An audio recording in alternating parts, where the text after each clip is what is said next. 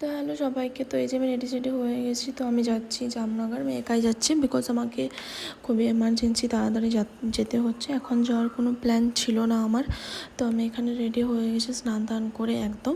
কিছুক্ষণের মধ্যে বাবাও এসে যাবে। তো এখানে আমি লাগেজপত্র সব নিয়ে রেডি। তো দুটো ট্রলি আছে আর দুটো আমার কাছে হ্যান্ডব্যাগ আছে। তো এই যে বাবাও চলে এসেছে আমার সাথে। বাবা আর কাকু যাচ্ছে আমাকে ছাড়তে খড়গপুর। ওখান থেকে আমি একাই যাব। তো আমাদের বাঁকুড়া থেকে খড়গপুর ট্রেন আছে, খড়গপুর থেকে জামনগর ডাইরেক্ট ট্রেন আছে। তো আমরা এখন বাঁকুড়া রেলওয়ে স্টেশনে ওয়েট করছি ট্রেনের জন্য।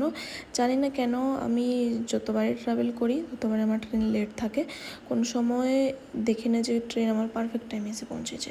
তো এখন আমরা খড়গপুরে ওয়েট করছি।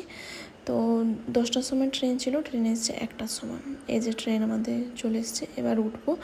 ঠাকুর বলে ভালোভাবে পৌঁছে গেলেই আমি খুশি, এবং বাবা খুব বেশি টেনশনে আছে। তো এই যে এখানে কাকু আর বাবাকে টাটা বলে বেরিয়ে পড়লাম।